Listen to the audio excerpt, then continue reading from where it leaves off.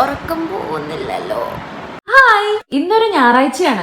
മടി പിടിച്ചിരിക്കാൻ വേറെ കാരണങ്ങളൊന്നും വേണ്ടല്ലോ. എത്ര പറഞ്ഞു വിടാൻ ശ്രമിച്ചിട്ടും പോവാത്ത ഉറക്കത്തിനെ ഞാനൊരു കുളി പാസാക്കി അങ്ങ് പറഞ്ഞു വിടാൻ തീരുമാനിച്ചു. അടുത്ത പരിപാടി ലഞ്ച് ഉണ്ടാക്കുക എന്നുള്ളത്. വേറെ ഒന്നുമല്ലേ, രാവിലെ തൊട്ടിട്ട് പട്നിയാണ്. ഇന്നത്തെ മെനു കേർഡ് റൈസ്, വൻപയർ ഉപ്പേരി, ഓംലെറ്റ്. ഇതൊരു തട്ടിക്കൂട്ട് വൻപയർ ഉപ്പേരി റെസിപ്പിയാണ്. ആവശ്യമുള്ള സാധനങ്ങളെല്ലാം കുക്കറിലേക്ക് ഇട്ട് കുറച്ച് വെള്ളം ഒഴിച്ച് 4-5 വിസില്. അങ്ങനെ നമ്മുടെ ലഞ്ച് ഡേ സെറ്റ്.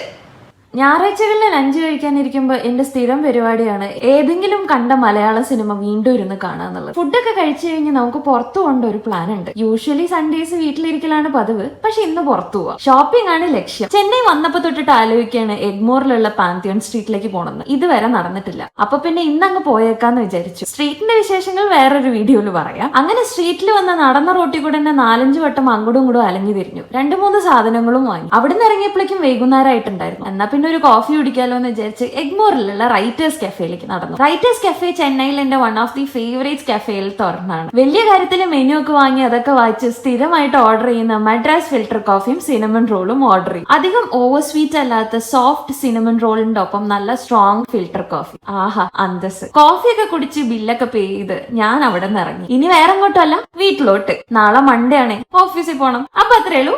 ബൈ.